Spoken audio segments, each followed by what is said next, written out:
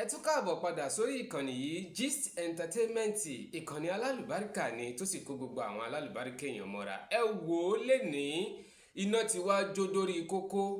Ọlọ́pàá ìpínlẹ̀ Ògùn wọ́n ti declare Portable wanted.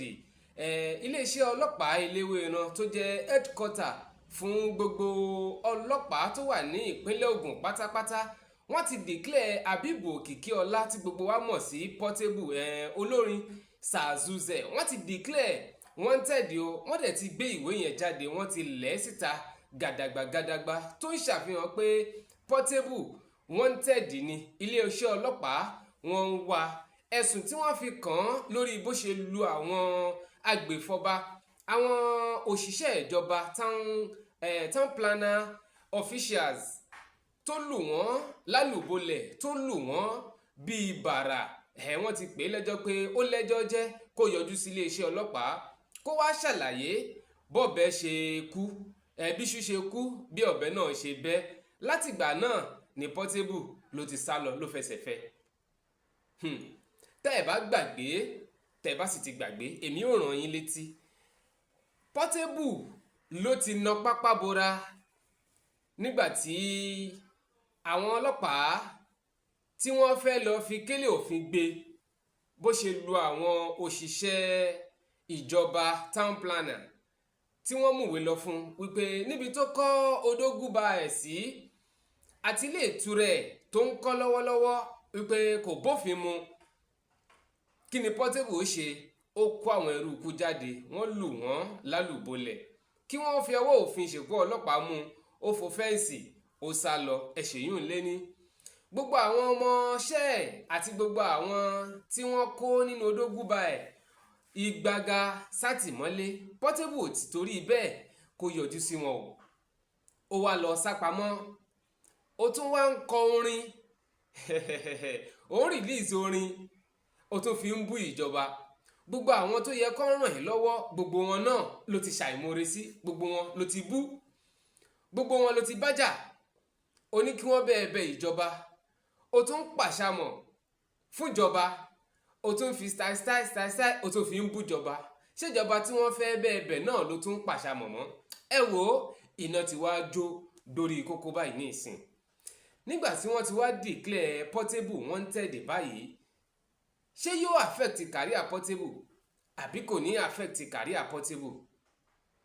Tẹ́ ẹ bá sì gbàgbé, ẹ rí wípé kì í ṣe àkọ́kọ́ rèé tí iléeṣẹ́ ọlọ́pàá tí wọ́n máa gbé Portable.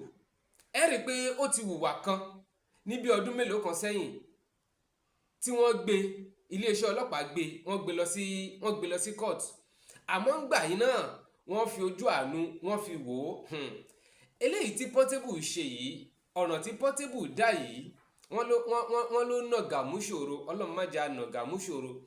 Ọ̀nà tí Portable fà sí rẹ̀ lẹ́sẹ̀ yìí, ǹjẹ́ yóò ṣe àkóbá fún career Portable àbí kò ní ṣe àkóbá fún career Portable? Torí pé èmi ò mọ irú àwọn adviser tó ní.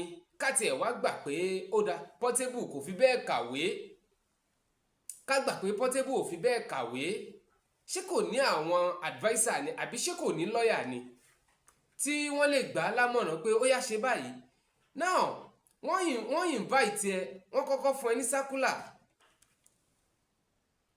dípò pé kò yọjú sí iléeṣẹ́ ìjọba. Ok, ibi tó kọ́ kíní ẹ sí, o ò gbàwé òfin, o ò gbàwé látọ̀dọ̀ ìjọba, kì í ṣẹ̀tọ́ yọjú sí wọn. Bó ti wá rí yìí, kí la fẹ́ ṣe? Kí lẹ fẹ́ fi ràn mí lọ́wọ́? O ò yọjú sí wọn. Wọ́n tún arrest àwọn èèyàn níbà ẹ, o ò yọjú síbẹ̀, o sá lọ náà ni, o wà Alexa, o dẹ̀ ń release video, o dẹ̀ ń release orin. Now iléeṣẹ́ ọlọ́pàá nísìnyí headquarter l'Eléwéran tó ti declare wanted as criminal. Nǹkan tó wà nínú ìwé tí iléeṣẹ́ ọlọ́pàá tí wọ́n tẹ̀ jáde nìyẹn. Màá ka ohun tí iléeṣẹ́ ọlọ́pàá tí wọ́n sọ. Ohun lẹ̀ ń wò yìí, ohun lẹ̀ ń wò yìí. Tẹ́ bá láǹfààní àti kà, tẹ́ ẹ bá láǹfààní àti kà, màá kà jáde fún yín kẹ́ ẹ gbọ́ irú ẹ̀sùn tí wọ́n wá fi kan Portable. Eléyìí tó ṣe ìṣòfẹ́ ó máa affect career ẹ̀ ni àbí kò ní affect career ẹ̀? Ẹ wo gbogbo ẹ̀yin tẹ́ ń gbọ́ mi lórí ìkànnì Gist Entertainment TV. Táyé bá ń yẹ ni ẹ jẹ́ ká máa ṣọ́ra torí pé ayọ̀ làkèrè tó ṣe tó fi ṣẹ́ ń tan. Ó yẹ kí Portable rántí bó ṣe bẹ̀rẹ̀, kò yẹ kó jẹ́ wípé yóò fi wàdùwàdù àti wàràwàrà yóò fi paná ògo ara ẹ̀ fún ara ẹ̀. Òun fáwọn èèyàn ní mórò, this is time for you láti lọ jẹ mórò tiẹ̀ náà. Ẹ̀yin ò rí wípé ó ti wá fẹ́ gbogbo kéèsì yẹn, ó ti jẹ́ kó fẹ́, ó ti fẹ́ lójú fún rẹ̀, ó ti fẹ́ lójú fún rẹ̀. Ohun tá à ń sọ nìyẹn. Tí ayé bá ń yẹ máa ṣọ́ra torí pé ayọ̀ làkèrè fi ṣẹ́ ń tan. Ṣé Portable kò ti fayọ̀ ṣẹ́rẹ̀ nítan báyìí?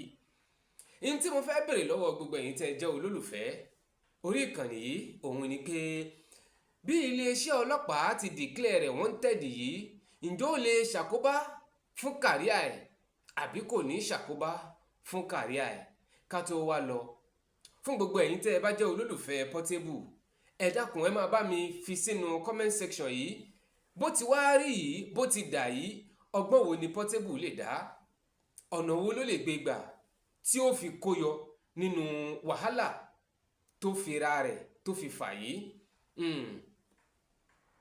Ẹ má wàá gbàgbé, ẹ dákun, tó bá jẹ́ ìgbà àkọ́kọ́ rèé tẹ̀ ń darapọ̀ mọ́ wa lórí ìkànnì yìí Gist Entertainment ni, ẹ máa bá mi click lórí subscribe button, ẹ bá mi like ẹ, kẹ́ ẹ bá mi share ẹ fún gbogbo àwọn tí wọ́n bá nífẹ̀ẹ́ Portable.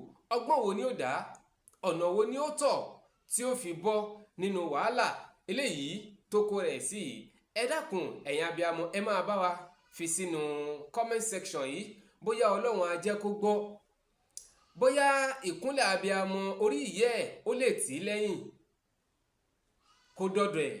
Torí pé bẹ́mi tí ń wò yìí,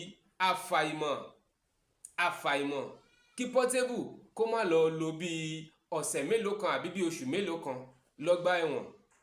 Ó yá gbogbo ẹ̀yin onílàákàyè, ẹ máa bá mi drop ẹ̀ sínú comment section.